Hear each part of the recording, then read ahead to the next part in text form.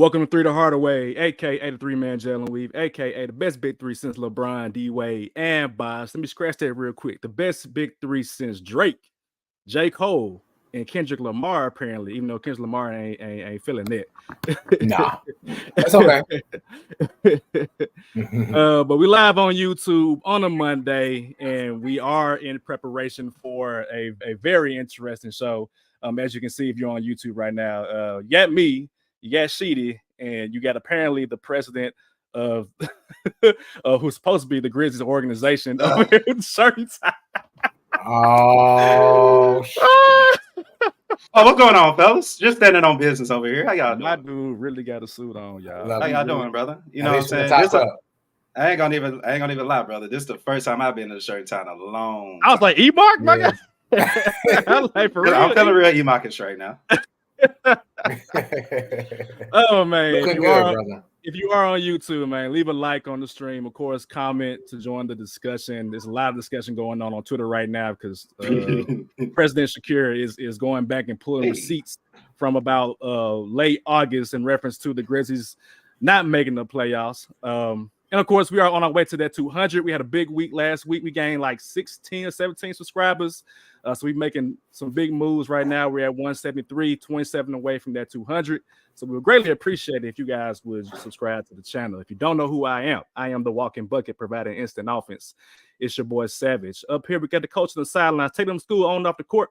And when I say it's really shitty, it's really shitty. Sheedy, clock out for me. Shout out to the LBR merch. I was just about to say, man, we got to. If ain't nobody else gonna do it, we gotta do it, man. Support LBR merchandise, man. Clock out for me. One of many colors that we have, along with other stuff. I didn't do it. Shout out to Cap for putting that all together, man. But we gotta support ourselves, man. So why not? Yes, sir. Yes, sir.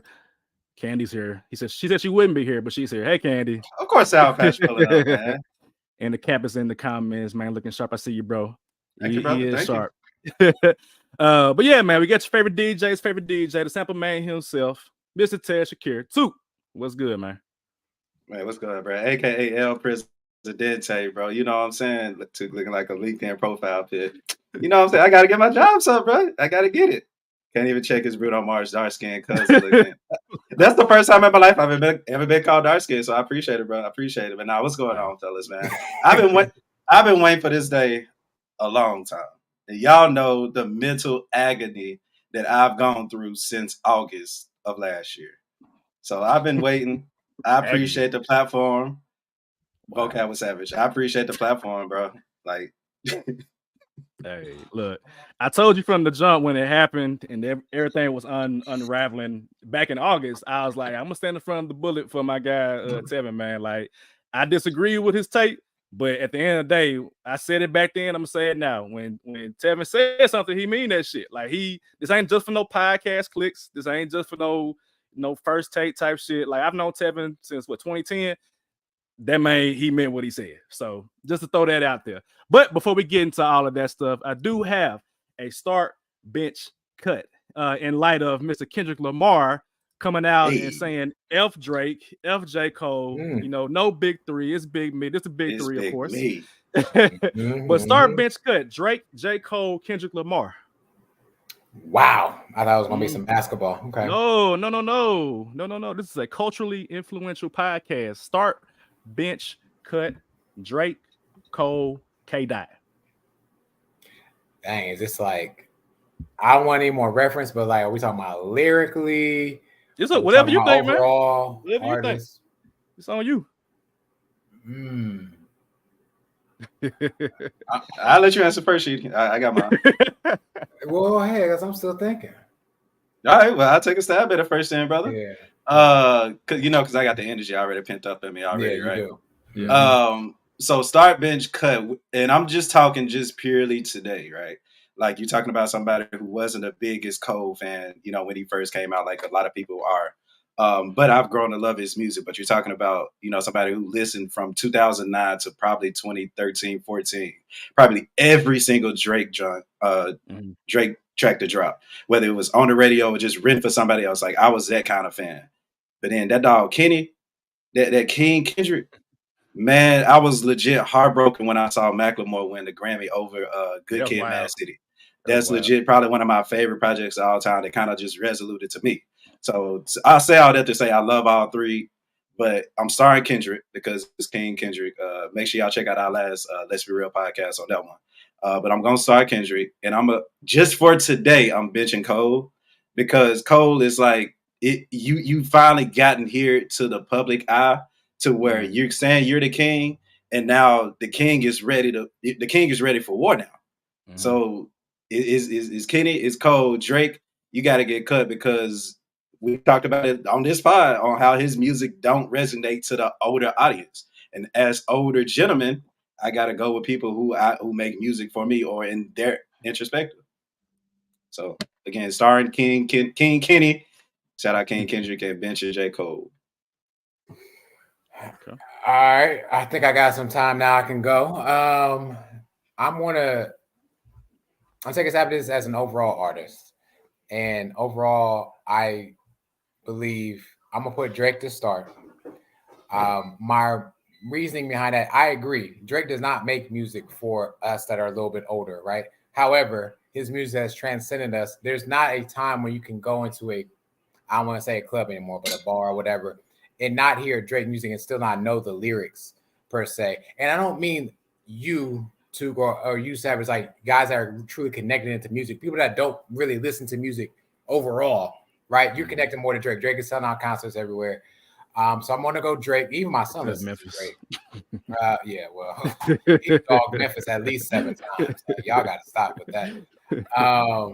After him, there's no way I could cut J. Cole. J. Cole has to come off the bench. And the crazy part is anytime J. Cole comes off the bench for one verse, he's pretty much killing anybody else on there. However, I'm just gonna put him at bench. I'm gonna cut Kendrick Lamar.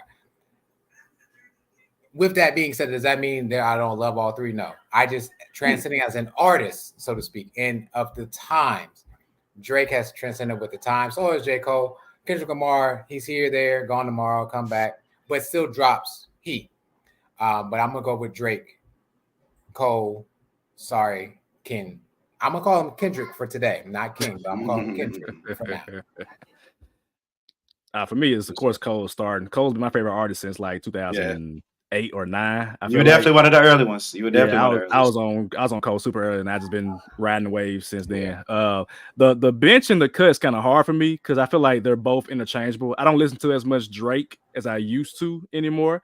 And I feel like Good Kid, Mad City, that's one of the best rap albums of all time. Like, let's be real. And even To Pimp a Butterfly is one of the best rap albums of all time. Like, I remember when I was teaching, the kids like wanted to like get into the deeper discussion of what does he mean by certain things on the album. It was like 2015, I believe. And so I had conversations about, what was going on then, what's going on with like protests and all that type of stuff. So definitely want to give Kendrick a shout out for that. I'm gonna say they're interchangeable, but for today, I'm gonna bench Kendrick Lamar. And I'm gonna cut Drake until he figure out how he gonna respond to K-Dot. Because right now, it's hey Drake, you gotta come with him, man. Yeah, he been on tour, I think, recently, and he's with some project with like Lil Wayne coming out. I'm like, hey, like we ain't got time for that. You need to respond to this diss like today, for real. So yeah, start Cole, bench K-Dot, and I'm gonna cut Drake for now. For now. And of course, shout out to Metro Boomin. Shout out to Metro Boomin for that Metro. Project. Yes, sir. Yes, sir. For the 3 6 Mafia influence, for sure. No doubt. All right. Speaking of beef, I had a whole different order for today's show. I had topics going first beforehand. Like, for those of you that don't know who tune into this low budget ass podcast, we actually do some work on this podcast. You know what I'm saying? So I prep for the show like a week in advance. I get the clips ready. I get my music ready, what I'm gonna do based on what's gonna be said on the podcast. Like, I do some work for the podcast. Absolutely. This ain't no low budget ass podcast. But all that to say, I know that we have a particular team in the NBA that was eliminated, and we'll get into the offseason outlook a little bit later here in the show. But I did want to provide a platform for President Ted Shakir because earlier in the season, I said I would give you a chance to speak on it if it comes down to the Grizzlies being eliminated. And I won't get too deep into it right now. I'm going to play the clip for Took, and then Took, the floor is yours. I will let you speak, and I'm going to mute my mic. So y'all in the comments, have at it. But just understand that this was months in the making. So without further ado, here is the clip from August in the preseason. Next year, I'm gonna stand hold to that. I will stand true to that. I've said that before. I don't think we went into it. Job missing those games are gonna hurt us. The fact that we lose depth with Tyus Jones is gonna hurt us. And I love me some Derrick Rose, but he's coming into a system which he doesn't know. We've questioned Taylor Jenkins on this podcast on whether he can keep the flow going. Last but not least, we still don't have a goddamn closer on the team. We would like for it to be Desmond Bain because he's the highest paid player, but until he showed me, I'm not gonna believe it. Therefore, everybody's taking a step up. Job missing them 25 games back. Leave them guns alone, young fella. That's gonna hurt us. The Grizzlies will not make the playoffs this season. And ladies and gentlemen, here we are. On this day, the E- Tour is stopping in the city, the great city of Memphis, Tennessee. Ladies and gentlemen, make that clap back as loud as a disrespect. Back on that video, the video is garnished, another vocab word, 84,000 views. So you can say a lot of people watched the video. A lot of people had a lot of negative things to say. And it wasn't necessarily towards what I said. It was just about me, somebody that they didn't even know. So I, for one, said what I said because I meant it 100%. Savage, you know me. But for two, it was kind of like a social experiment just to see what had happened when I was right. Because everybody, of course, Sour Patch talking about how I was wrong about the Pistons. Cool. I can admit to being wrong. And we've talked about me being wrong about this. But can we stop bringing A to B when they ain't got shit to do with each other? I said that the Grizzlies were not going to make the playoffs because of, and let's talk about it, gentlemen, because this is a dialogue. I'm not going to take a lot of time here because I'm not one. Y'all know me. I ain't one to pound and stomp on nobody. I'm going to say I'm right. We're going to keep this shit pushing. But you should. Sorry. Well, let's keep this shit going then, Shady. So one of the things that was in the video, so of course I said that Ja Morant was going to miss 25 games. It hurt. A lot of people's comeback was, okay, we managed before. But we did, okay, we don't have Tyus Jones. And what point guards do we have? Everybody said we got a veteran of Derrick Rose. He ended up retiring this summer. Shout out to Derrick Rose. Thank you for coming. And the second point guard, who was a starter for a lot of the season, was somebody that was shorter than Isaiah Thomas, both of them. So what am I supposed to do with my hands in that situation, right? I said, too, and you know what I'm saying, we're going to even bring back to the point that I made to you, Savage. What bigs do we have?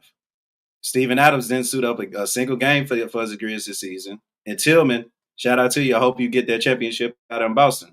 So that was going to be another issue that we have, especially when I saw us get our asses embarrassed versus the Lakers in the previous year. Oh, for everybody that's talking, I did say we was going to lose against the Lakers that particular year, if that were to happen. So I'm not just a random just talking out the side of my neck. I actually know what the hell I'm talking about. Why? Because I grew up watching the Grizzlies and I can say what the hell I want to say about them. So let's continue.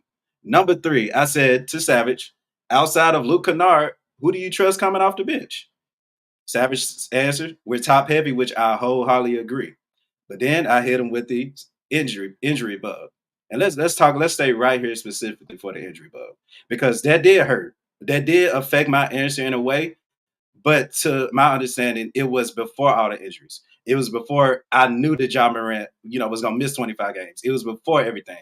But I also said in that particular pod, or I think it was the next pod after, if you want to talk about it, how many games was Bane going to miss? Because Bane wasn't going to play 82 games. I didn't expect him to miss half the season, but here we are. Did we expect Ja to miss more than 25 games? Crazy enough, a lot of people said he was going to come back and play all 57. Did me? No.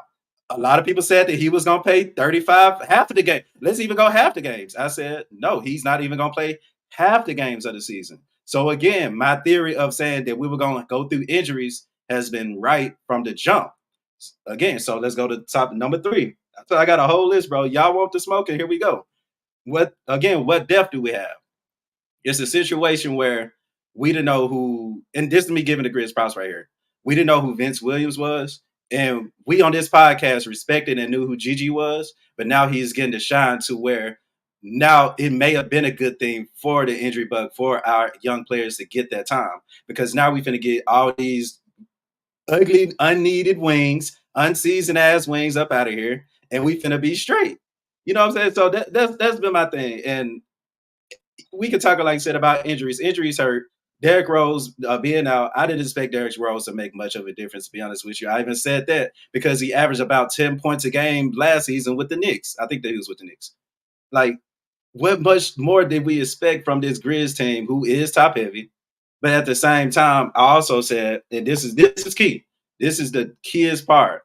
When Ja Morant was going to miss those 25 games, everybody said that we were going to finish at least over 500.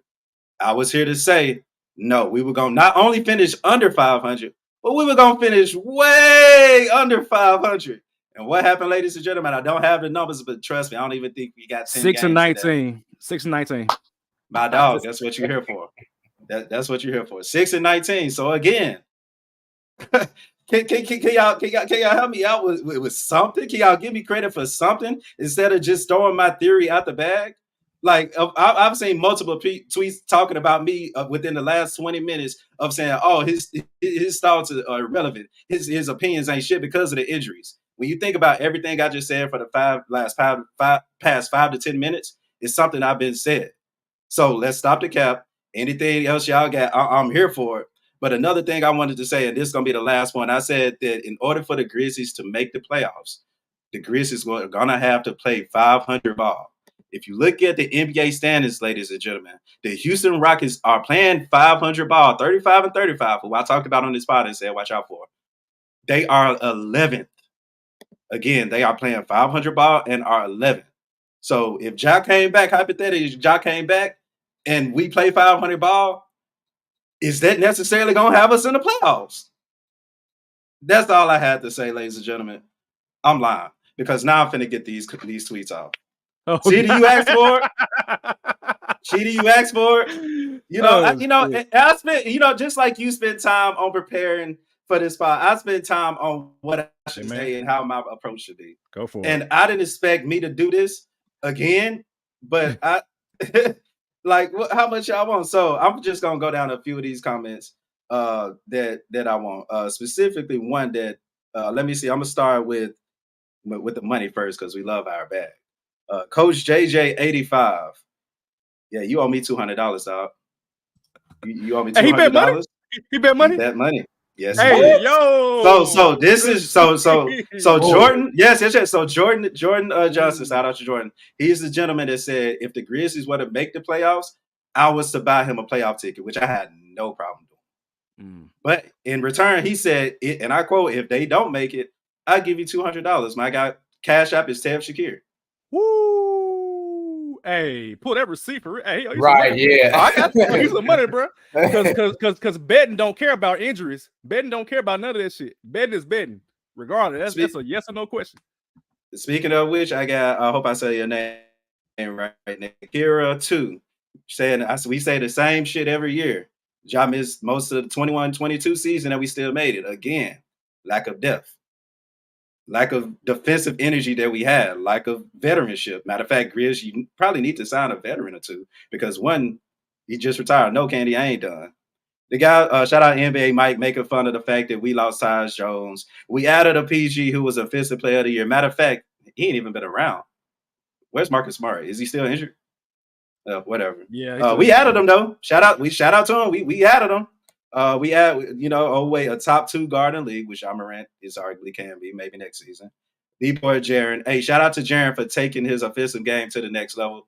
This is not a Baron Jazz podcast, but at the same time, we need you to do better at rebounding, my guy. And he said we got an amazing bench. Oh man. So shout out. It was one girl that said, I don't know if y'all remember this one about her mom. And said we made it to her mom group message or whatever. So I hope this lady and her mom is doing quite well. Somebody said, of course, the low budget podcast. Low budget podcast. This is what we're here for. Hey, low budget for real, man. That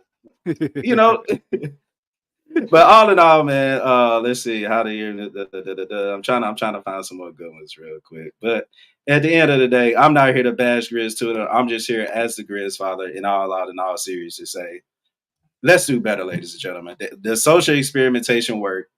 You know what I'm saying? You didn't have to call somebody that you didn't know, which with a capital B, just for making an opinion that he thought about. Wow. Just because I said that your favorite team, which is, again, a team that I grew up watching, I still love and care about, we're not going to make the playoffs.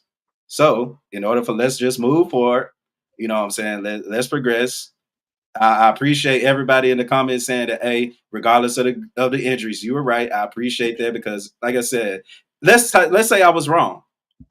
Let's say we talking about how the Grizz were in the playoffs. All those people that were in the comments and tweeted and retweeted and bookmarked would have came right back and called me something even worse. You idiot, you dumbass, yo, stupid ass, you shouldn't be podcasting anyway. All those type of things would have been said. That's why I had to get this energy out. I had to come and, again, stand on business, the business I've been standing on since July 31st, 1992. And I'm going to continue to do that. So, again, shout out to everybody that's going to continue to tap in with us. Whenever I do say some crazy ish, do your research, do your own research, and then come back to us. But, again, we ain't going nowhere. Damn. I'm finna say we can't stop, won't stop, but goddamn, Diddy just made headlines again. I was like, we got along. Can't say that, but yeah, we here, bro. And I again appreciate y'all, gentlemen. Sheedy, you still with me, bro? You still with me through the fire? Yes, so I definitely got a salute with you. But again, it is what is over what if. I can't wait to get that shirt. Make sure y'all check out our merch at LBR. And we here, man. Let's continue to be, you know, a low budget podcast with dumbass analysts that are doing their thing. Hey man, let me hop in this jump real quick because I disagree with Took from the jump, and personally I was kind of like, y'all really attacking the podcast when y'all see there's 3 dudes on the podcast, y'all. Like, just because somebody said something in the clip don't mean that we all agree with it. Like, I don't think we all agree often about, or we have different perspectives about whatever we're talking about, right? And so as Took was speaking, like, I like some of the stuff he said, it made sense. If you watch enough basketball, if you watch enough Grizzlies, it's like, yeah, that makes sense what he's saying. And I wrote down some stuff just from the clip. So I didn't go back to the episode, but from the clip, you said Ja missing those games would hurt us. And I'd be damned if it did, because you can check my tweets. I said you still got 2 all-star caliber players on the team while Ja Morant is out. You still had Marcus Smart. You still had all these players. And I went to the season knowing that something fishy was going on with Steven Adams. I was like, nah, something going on with that. And sure enough, he was out for the season eventually at some point. And so I went into it mad at who else but Taylor Jenkins. And I've been quiet about Taylor Jenkins for a very long time because I saw that the season was over with months ago. So I just chose not to say anything about Taylor Jenkins. But to the next point that you made in the clip, or down the road, you said we question Taylor Jenkins on this podcast, which, yeah. And I could pull tweets from the same Grizz supporters who are getting on Taylor Jenkins, which is what Took said in the clip in the first place. And so I didn't even bring up Taylor Jenkins. I ain't say his name. I'm like, so what is it? Because everybody was mad at Taylor Jenkins during the 6-19 phase. People are mad at him now when the season is over with. I've given up. I said, you know what? Wrap it up. It's over. Play GG, play Vince, play Jake, play whoever you're going to play, because the season is over with.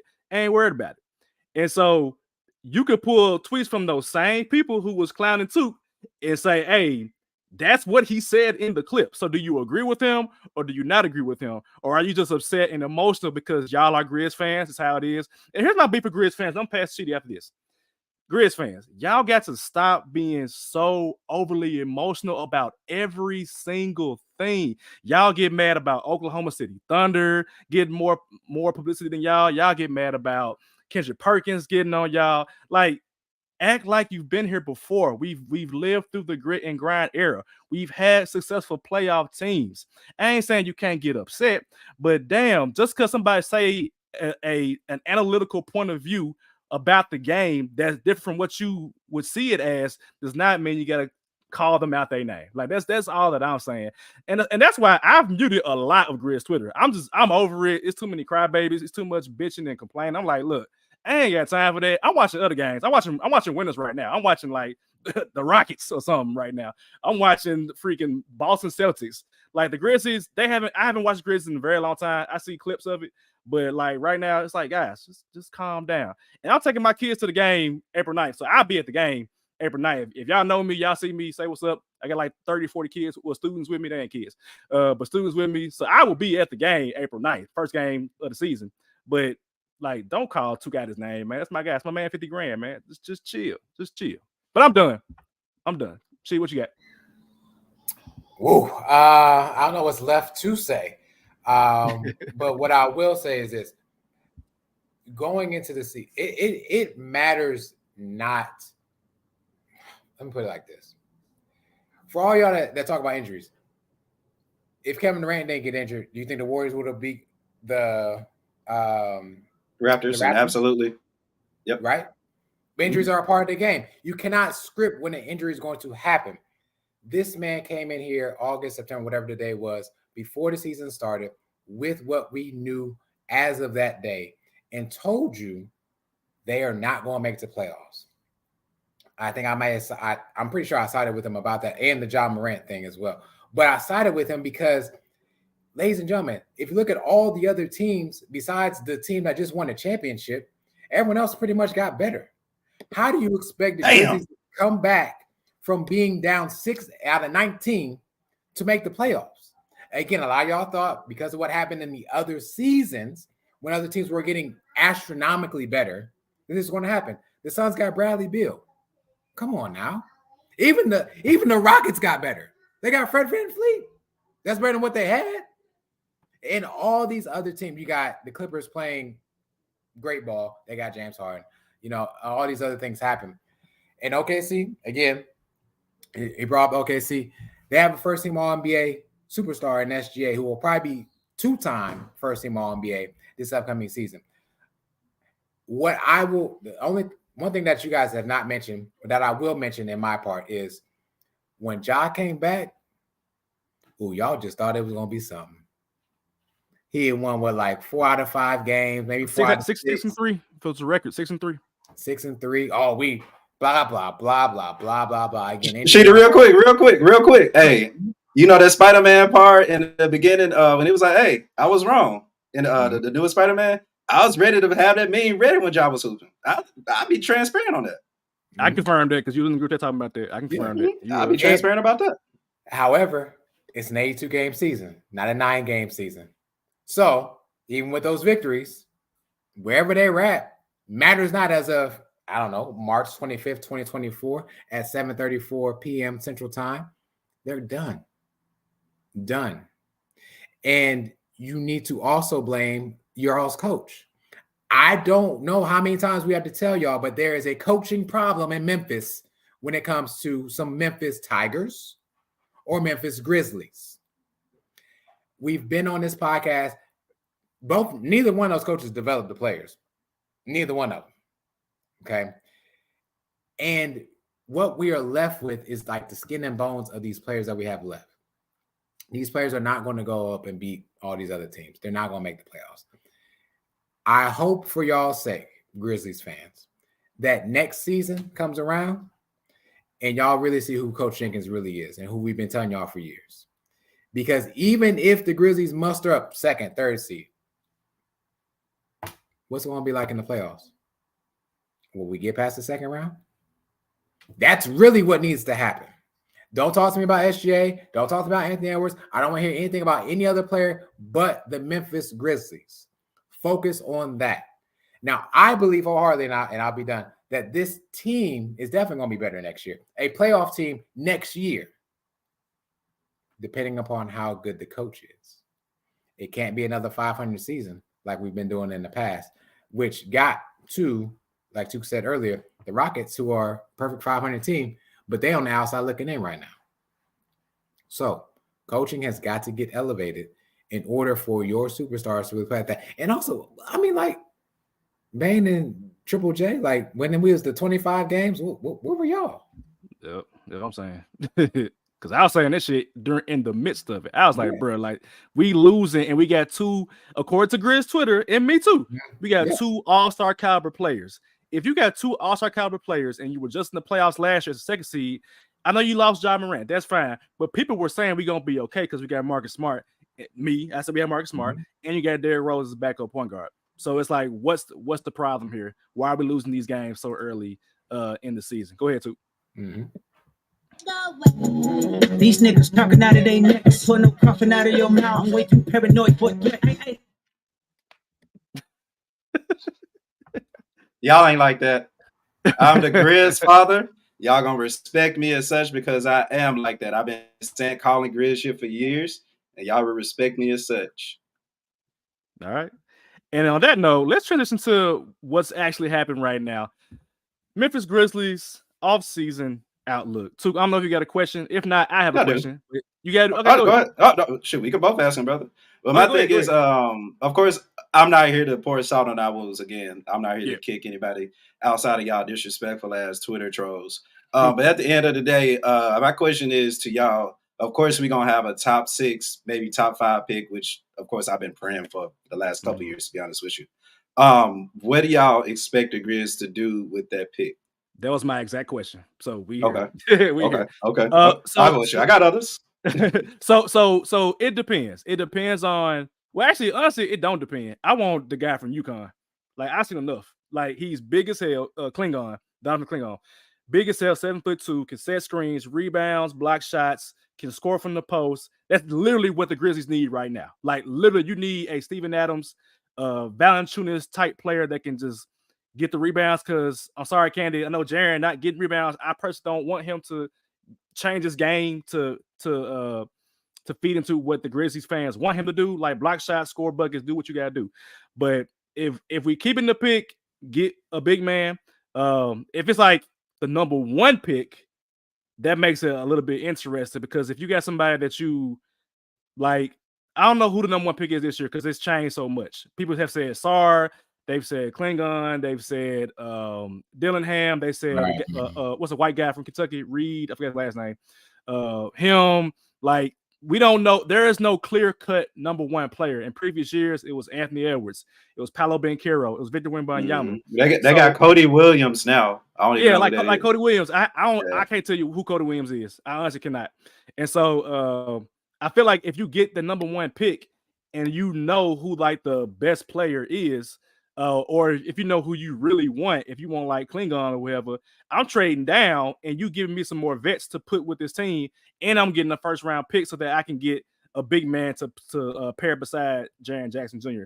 That's what I would do personally. I would prioritize big man. I would not sign a big man. I would not go get Claxton from Brooklyn because he ain't looking good in my opinion. There's no other big man that's out there that I just really have a desire for. Why not do what people say that Jenkins can't do and develop a big man? And if we see that he's not developing, then we see that's an indicator of somebody can't coach or can't develop.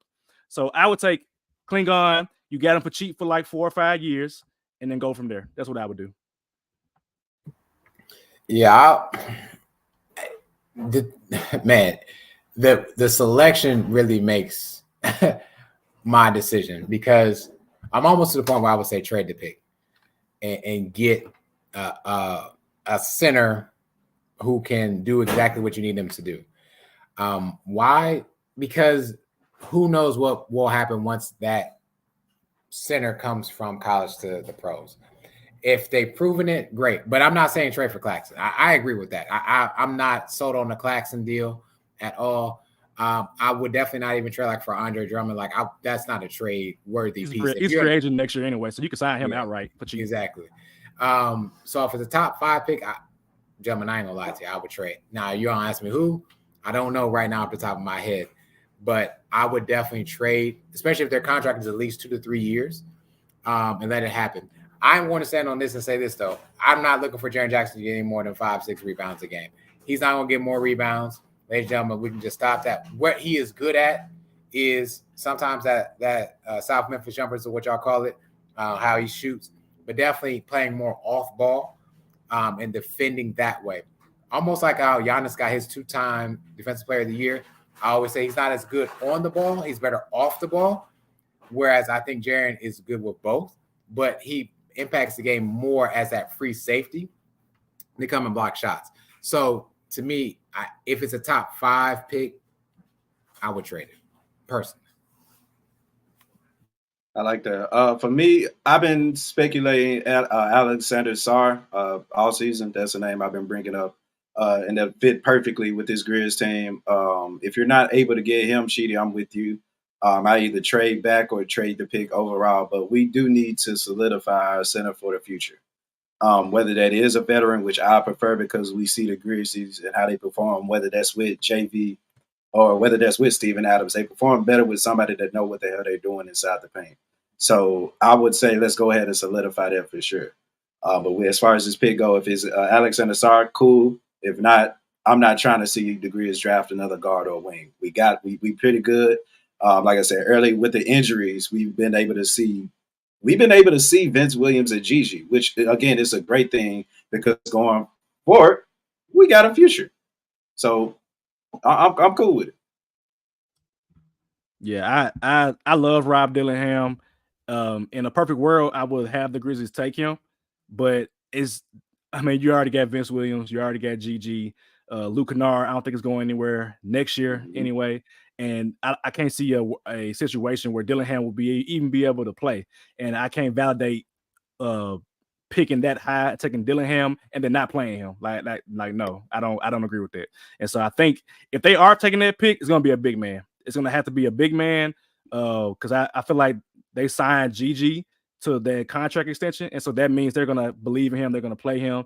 Same with Vince Williams. Same with Luke Kennard for next year anyway. So I feel like it has to be a big man with size. Like they literally have no other big man that's like 7 feet or above.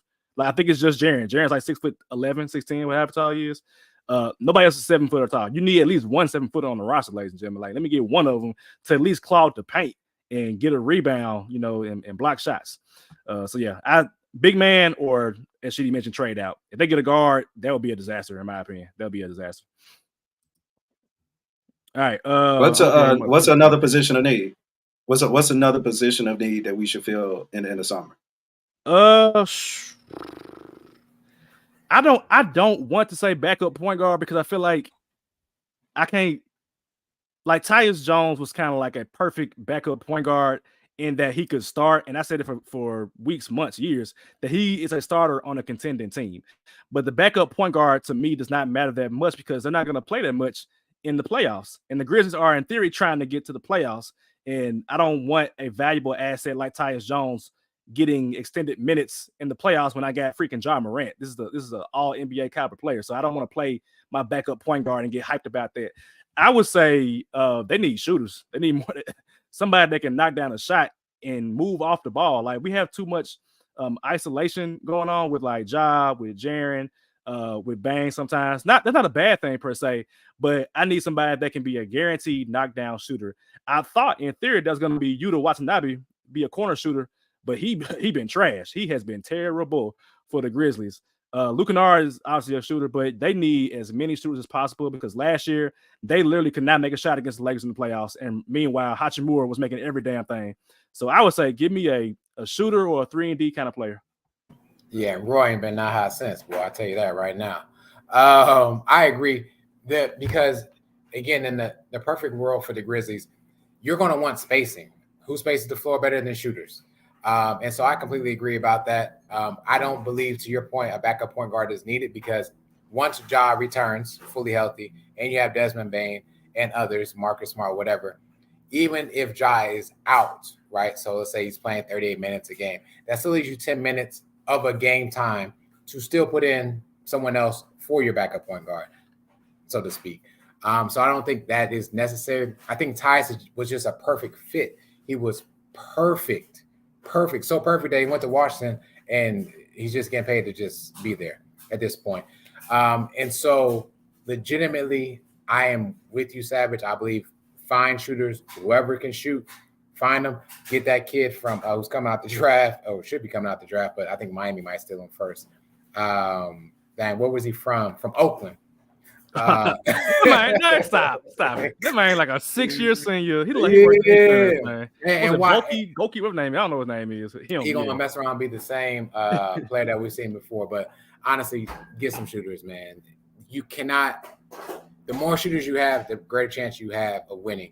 And Ja's game is not a spot up 3-point shooter. He is a slasher, and if he slashes to the paint and bringing and drawing double teams, perfect for it. That's a shooter's dream.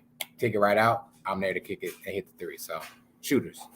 If that center needs to be established first, though. Period, point blank. Even if y'all go, is Hartenstein available next season? Like from the Knicks? I'm not saying draft a first round pick, but Jesus Christ, get him somebody.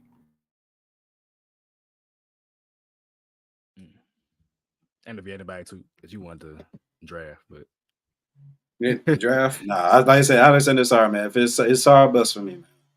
Okay. Sarr bust for me. Okay. Sarr bust. All right.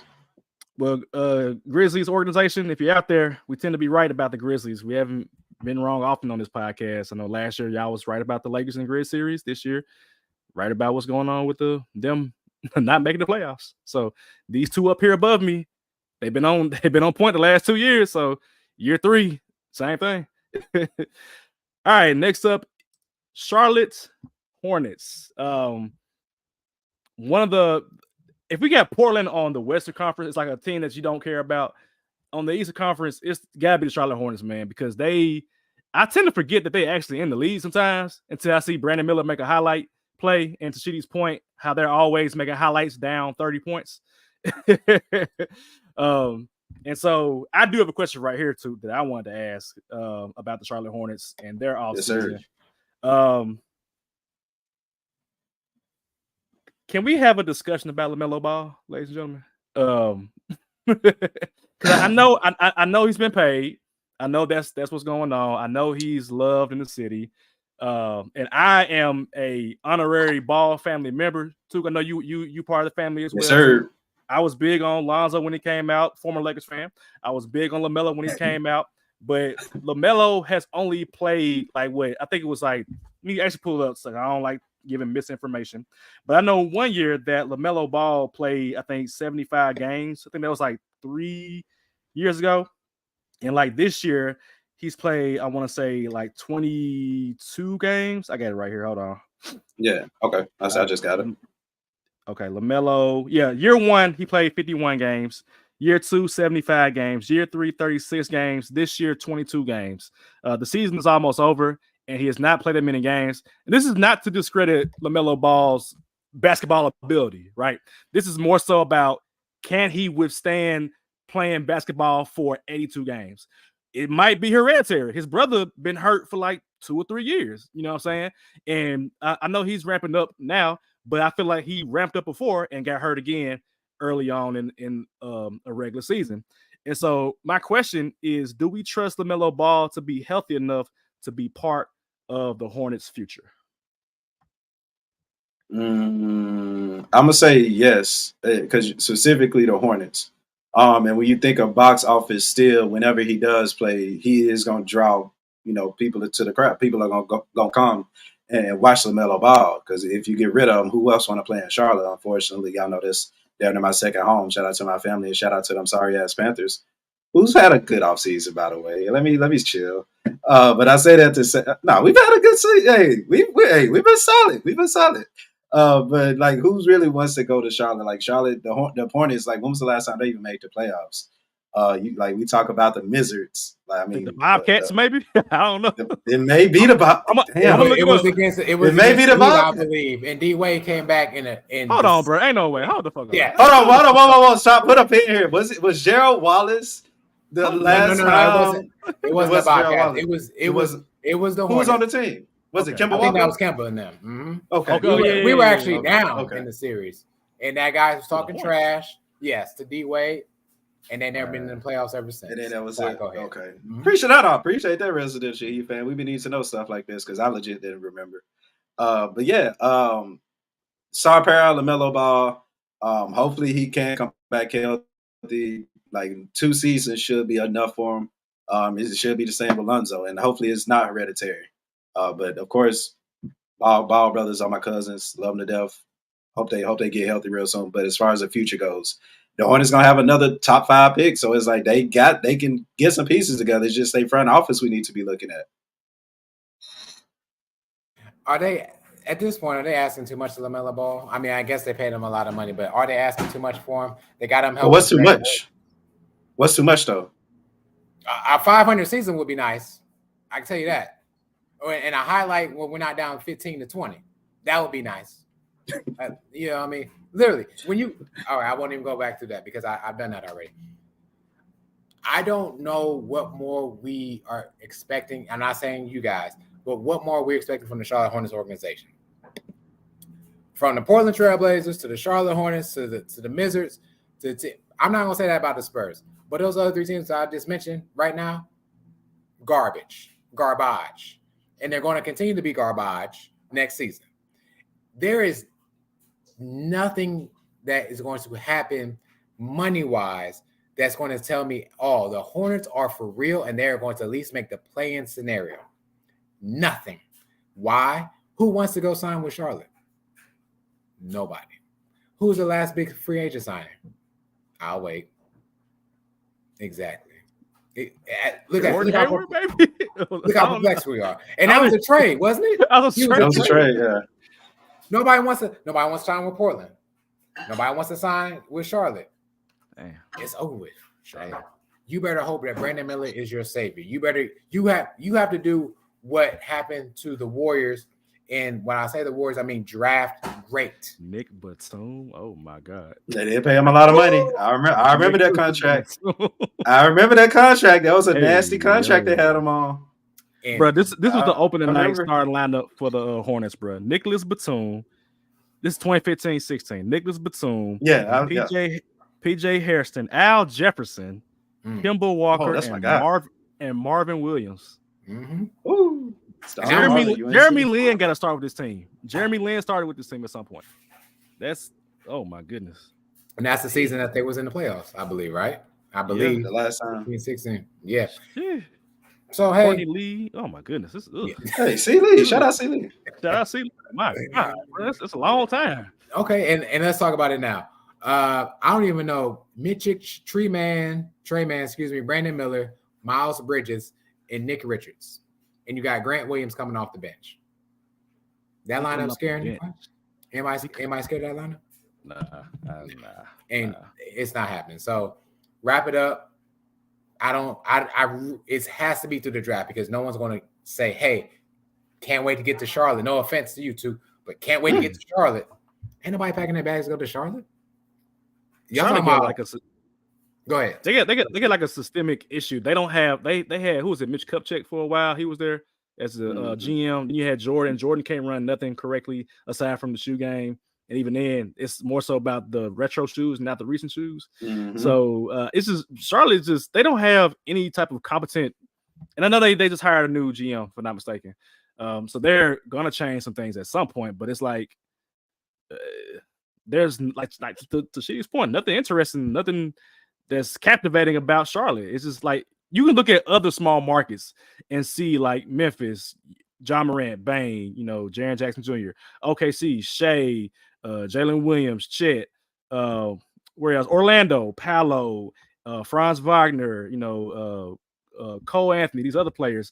And Charlotte just has not gotten right. Like to Ryan's point, they need to relocate. Honestly, they might have to because like they've been in Charlotte for so long and they really have not done anything. Have they made it to the second round of the playoffs in like 20 years? No. They definitely won with the Bobcats with the ugly ass jerseys. Nothing was going on with this team, and they just like perpetually do bad. It's like being in a Power 5 conference as a basketball team, and you're like Vanderbilt or something. I was just about to say, stop talking about Vanderbilt. Stop it. He's just Vanderbilt, bro. Like you just bad. Like football wise, anyway. Football wise, they're decent in basketball, but football, they choose to be in the conference and just be trash. Like they choose to be in the East and be trash. This is what it is with Charlotte. I'm sorry, Charlotte fans, y'all catch this video, but y'all tell me what is good. Not y'all, but like Charlotte fans who gonna come in this video. Y'all tell me what are y'all excited about? Because I'm not excited about anything with Charlotte. None at all. Aside from LaMelo Ball being healthy, but that's draft, that's what they excited about. They want to see who's going to have to come to their team. Exactly. I did read somewhere that for I think it was either January or February, they were like top 3 in defense. So I mean. Yeah, if that matters. Yeah, and they made it run to the E, didn't they? It made it run right to the E. Eliminated it. Straight to it. Mm-hmm. So yeah, Charlotte, I'm sorry, man. Y'all ain't got it. Y'all really don't. So, but anyway, let's move on to a team that's actually may make the playoffs. They might. I got some clips. Been requesting clips. I got some clips today, man. The first one is Draymond Green. The Warriors are one game ahead of the Houston Rockets, who are on an 8-game win streak. The Rockets have not lost a game since Drea announced that she was pregnant with Jalen Green's baby. So clip number 1 is Draymond Green. Back in the Rockets. I don't give a damn about the Rockets. So, I want to ask you, man. What's up, bro? Should Draymond Green be concerned about them Rockets, man? We don't give a damn about no Rockets. I mean, Jalen Green having a nice moment. He's having a great moment, as he should. But we don't give a damn about no Rockets. They still missing their second best player, if we want to call it the second best player. Nah, we good. But shout out to the Rockets, though. They coming together. I said they were gonna be tough, but they coming together. They're coaching. There you go. They're coaching. Ladies and gentlemen, go ahead and circle your calendar, April 4th. You're not worried about the Rockets, Draymond, April 4th. Don't tell me they play. Yes. Woo! I'll be in. Where is it? Golden State or Houston? It's at Houston. Woo! I'm gonna call it now. Draymond will get kicked out of that game. I'm calling it right now. I don't know when. Against Dylan Brooks. They already talking shit. Oh yeah, he gonna get kicked out. I'm calling it right now. We're gonna come back to this exact moment. What I will say though is I agree with Draymond's statement that he's not worried about the Rockets because there's enough problems at Golden State that you need to take care of Golden State first before you worry about anybody else. If the ship is sinking, you better worry about how you're going to live and survive before you worry about something else. Somebody else on another ship, yes. So I completely agree. However, like I said, go ahead and put a big old circle April 4th in Houston. Let's see it. I see that. Speaking of hooping in Houston, the aforementioned Jalen Green been going ham, man. He has 5 3-point shots that I've counted where he shoot the ball and he turns away. So he's turning away in the game, but he's not turning away from his responsibilities of being a father down the road. So Jalen Green, man, has been handling business. He is, as they say, locked in, or as Sheedy mentioned, left it in with his his baby mama. His baby mama Drea. So I would not get into the whole thing about like her being too old and all that. Like that ain't my business. I ain't here for that. But I am here for a dude who said, "Oh shit, I got a baby on the way. Let me lock in and start going ham." So this is how locked in Jalen Green has been since March 8th. So on March 8th, the Rockets record was 27-35. Since then, like I mentioned, they have won 8 games in a row and are now 35-35. Jalen Green's points per game by month. He averaged 17 points per game in October, 20 points per game in November, 15 points per game in December, 20 points per game in January, and 16 points per game in February. Gentlemen, since March has come, 28 points per game for Jalen Green. The man is locked in, and I think that the Warriors should definitely be concerned about this because the Rockets are playing good basketball. Jalen Green has not let up at all. Maybe at some point he'll cool off, but I mean, I don't watch a lot of games, and the young man has not cooled off at all. So I'm going to be on record. Warriors are in trouble. That's what I would say. They're in trouble. April 4th, I'm locked in. Oh, the Warriors are definitely in trouble. Sorry, before you go to, I think there was a comment that was said, well, they were on a run, right? But I think Steph was out a little bit more longer than he should have been in the fourth quarter, and Steve Kerr never put him back in. It's a little turn. Like, here we go with these lineups again, Steve. I've said on here, and I said on LBR as well. Of those 3 big names, so we got KD, Bron, and Steph. One of those 3 are not going to make it. 2 of them might not make it into the playoffs this upcoming season. But I'll be damned if the Warriors get eliminated with an E. That's with an E dash. Crazy. I would hate to see that. You think we going to San Fran for the E dash tour? E dash Bay Area. Oh, that hurt. That hurt, Sheedy. Matter of fact, let me go to the Warriors schedule real quick. I just want to see what they got, coming up, man. Let me see. Warriors, they got Miami tomorrow. Woo. Okay, Miami, and then Orlando. Charlotte and Spurs are chippy. They should beat the Spurs. 2-2. Mavericks, Rockets, Mavericks, Jazz, Lakers, Blazers, Pelicans, Jazz. I'm seeing 5. Let me see so we'll finish the season probably 3 games above 500 with that. That's that crazy. schedule. That's crazy, Yeah, man. 3 games above 500. Let me pull the Rocket schedule real quick. Let me see what the Rockets looking like. Just based off what you just said, like I'm just putting the numbers together and guessing. The Rockets down 3 to the Blazers right now. Come on, Blazers! They got Blazers. Let's go, DeAndre Ayton. You top 5, my boy. Come on. Whoa, wait a minute. Blazers, Thunder, Jazz, Mavericks, Timberwolves, Warriors, Heat, Mavericks, Magic, Jazz, Blazers, Clippers. Houston got tough. They got similar opponents, but it's still, I think the Rockets one is tougher. You got Clippers on here, Magic on here, Timberwolves on here. Yeah, so it's gonna be tight, man. Hold on. Hey, we not Jalen Green got 5 points. Jalen Green got 5 points right now. That Warriors, real quick.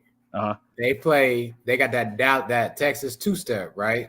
Mm-hmm. They in Texas for a minute. 331 to 4-4. They only got 1 game back at home. Mm-hmm. They play Houston on 4-4, and then they play at Dallas on 4-5. Ladies and gentlemen, they might lose both of those games. I accounted for that. I accounted for it. You gotta pull back that grade episode 2 when I said they got an F. Well, whatever it was, I don't remember. I know I gave him a bad grade. You'll take. The good thing about the Golden State Warriors is how they end the season. Yeah. Right. So they have 3 winnable games at Portland. Well, no, not against New Orleans. And then Utah. Utah, scrappy, man. Colin Sexton playing. Yeah, when he's not trying to get done up by Luka. So schedule favors the Warriors. Yeah. However, game time play don't favor them because I don't know what's going on with them. I'm wondering if Steve Kerr even wants to even have to deal with, because you're gonna be a 10 seed if you get in. Do you even want to care about getting in with that 10 seed, or do you want to get a more favorable draft pick? You know what I'm saying? I wonder if they'll play that game. Because I mean, Steph Curry been playing prior to him sitting down here and there, been playing most of the games all the time and playing well. And then you just now getting some half of these performances from Clay.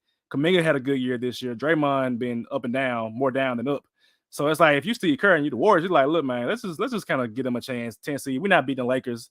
Because you got to beat the Lakers and then beat whoever is that 7 or 8 to even just get in. So it's do you even want to play those games, run the risk of getting injured, or do you want to get a draft pick that you can move to get somebody else to come in there and help Steph Curry? So I don't know. Could be that kind of game for them. All right. Before we get up out of here, the G League Ignite is discontinued. So they announced this 2 days ago, I believe, maybe 3 days ago, how that the NBA is going to discontinue the G League Ignite program. The G League Ignite basically is an affiliate with the NBA's G League, to where you got high school players coming in and they are playing basically like professional athletes within the G League, but they're all going to be on the same team playing against the Memphis Hustle or the South Bay Lakers or whoever else. So you're getting the experience of being a pro, but just not on the NBA level. And so we've had players come through here. Jalen Green, mentioned before, Jonathan Kuminga, I think Dyson Daniels. This year you got Buzelis, you got Ron Holland, I think, that's doing it as well too.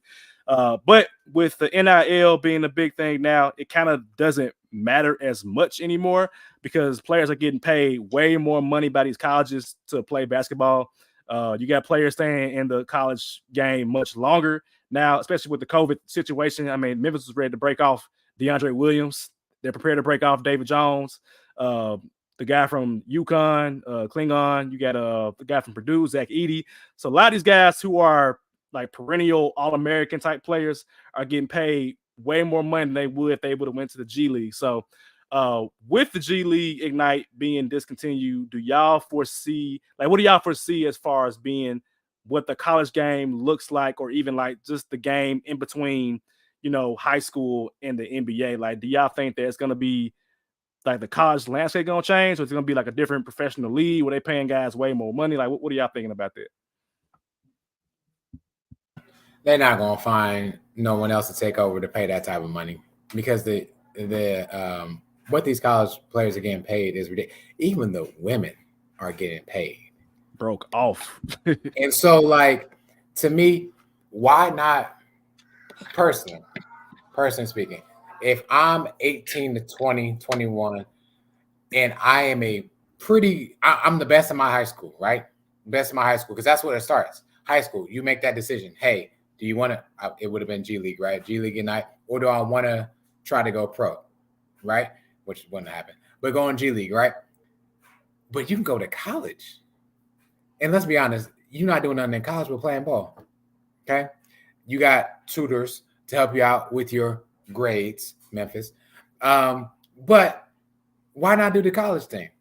Why not try to win a ship or whatever in a year or two, build, now with Calipari, and then take your talents elsewhere? They're getting paid a lot of money from these endorsements. You're not getting paid like that to be part of G League. You're not getting drafted like that unless you are really standing out with the G League, Scoot Henderson.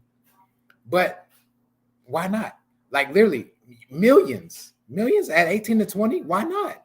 Why not? And why not be a part of college basketball? March Madness is one of the single greatest things that we have. So good that college football is doing a similar thing in January or in December, whenever they do that. One and done. One and done meaning in the tournament, not one and done as a Calipari. So to me, I would definitely stay in college, get a year or two, because you're not going to graduate. You're not going to do all 4 years. Let's just be frank here. And get 2 years in. And I think you asked if it changes the landscape of college basketball. It should, because there'll be better players. Players that will want, I would hope, will want this more.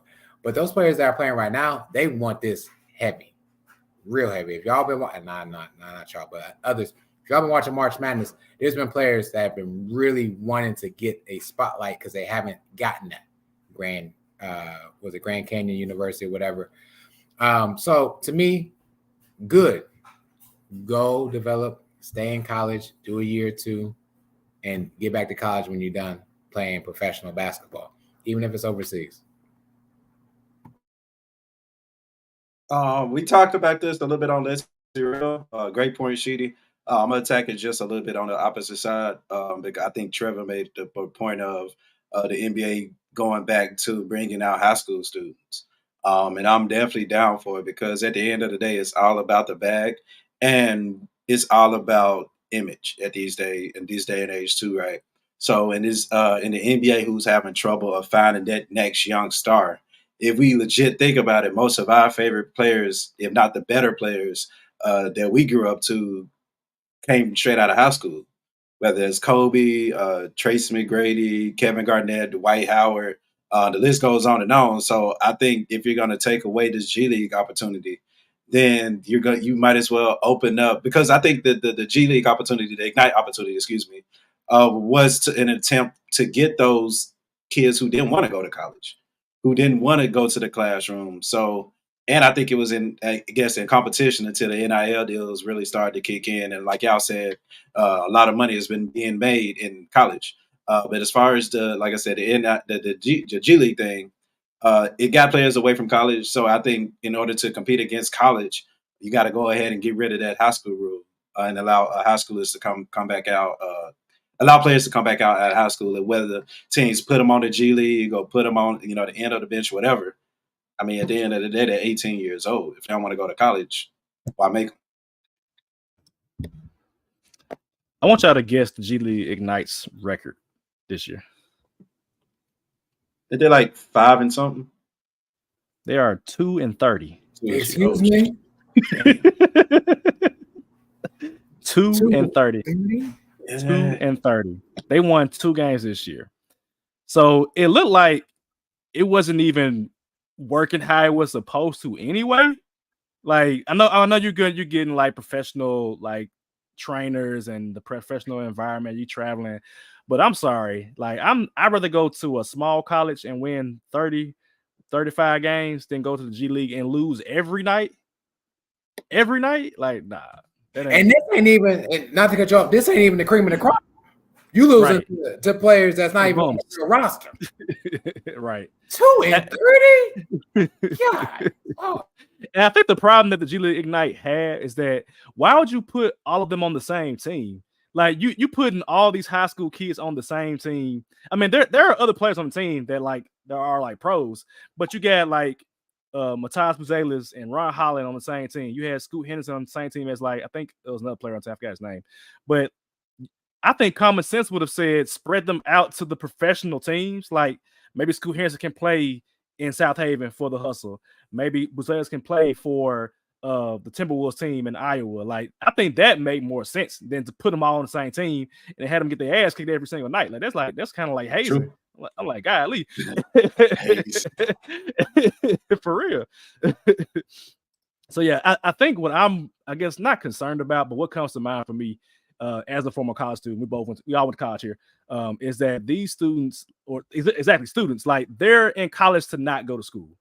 So like the college game is going to have to figure out a way for students who don't want to do the school part to just be an employer of the university and just play ball. But I guess the problem with that is it removes the integrity of the game of the student athlete. But again, I'm like, these dudes are not here to go to the integrity been gone. Exactly. Been gone. Yeah, exactly. Like, so I'm like, money cancels all of that out. Right. I'm like, dude, I'm making NIL money, $100,000, $200,000, and I have not even graduated yet. Why the hell should I go to class? Like, I'm getting money and I have not even graduated from college, bro. Like that part doesn't make sense to me in any capacity for like football players or basketball players to have to go to class. Like if they spent more time actually focusing on their craft, that might yield a better product on the field or on the court. So for them, I think they got to figure out the college game. Got to figure out a way for them to just say, hey, y'all are employees. We're going to pay y'all to make us more money. Don't even worry about class. You good on that. We'll give you an honorary degree after you graduate or something to that degree. You know what I'm saying? And to your point, no pun intended. Right. And to your point, too, about the high school part, I'm wondering if the NBA, because the problem with that is that the NBA, they had so many guys that were busts. And I think like not even just that, but like right, like that's how I would see it. But I think just from their end, they would say we don't want to have as many busts. We don't want to have guys getting all this money and then flaming out within 2 or 3 years, and being on a 30 for 30 where you're broke again, or not again, but like you're broke now from what you had prior to when you came into the league. I think what's probably smart for them to do is to draft that player and then make them play in the G League for 1 year if you come out of high school anyway. So that way you're in the organization, you learn about the offensive sets, the defensive sets, you learn about the verbiage of the team. So you're still getting a college year, but you're gonna be in the G League for that time period. You can't play just yet because you're not even you 18 years old, bro. You're not even ready to even play with grown men just yet. And I think at that point, let me refute that. Go ahead. Because when we talk about some of the kids overseas that are literally playing professional basketball at 16, I agree. Like the Lucas, like the Victors, like the Ricky Rubios, they're already playing professionally at 16. So 18, I kind of got to go against Sean though. No, it ain't against me. It's the NBA. Because I've said for years we need a European style of basketball. Like if these dudes are good, 16 years old, let them play. Like let them play in the Olympics. Let them play however they're gonna play. Because I'm like, at the end of the day, it's entertainment for us. Like there's no cap on being an artist, a musician. No age. You can be 7 years. Lil Bow Wow is a prime example of that. Like dude came out rapping, had platinum albums at like 9, 10 years old. So I'm like, he's in the greatest basketball movie of all time. Right. So of course, I'm not saying have a kid be 9 years old playing in the NBA, but I'm thinking if a kid's in high school and they are perceived to be a great player and on that trajectory, we need some kind of system to where we can put those kids in like an academy or a club system, kind of like football, soccer in overseas, and let them go through the rankings and then make their way to the NBA. I think that the league is behind the 8 ball with that in that regard. Like you got these teams in like Europe, like Real Madrid, AC Milan, these other teams out there in Europe. They're not even just like soccer league. They have a soccer team and a basketball team named Real Madrid, named AC Milan. Like they have these teams they are part of like an organization. So if the NBA really want to make some money, they might have to expand and say, hey, we're going to have just a team called the Lakers. They're going to be a football team, a basketball team, a soccer team, whatever it is. But all that say, like, I think that should be what the game is. And you get a lot of these, to be honest, these black kids out of poverty way faster, especially when they got the skills to do so. Now, the problem with that could be, now this is from a parental standpoint, is that these kids can be taken advantage of, or they can like flame out. But at the end of the day, it's like, hey, as long as you're 18 years old and you grown, like, hey, this is what it is, man. Because once you graduate from high school, you're in the real world now, man. Like, you gotta get you a job, warehouse, CDL, college, whatever you're gonna do. You gotta make it do what it do at that point. So yeah, I'm with it. I personally am with it, but I don't think the NBA is with it though. No, you're right. They just need a farm system. Like how the Heat got a little wannabe Joker, right? We drafted him, stayed overseas, right? Stayed where he was at, and now he's actually getting starts, right, with us. Was that a year or two after we drafted him? So I agree.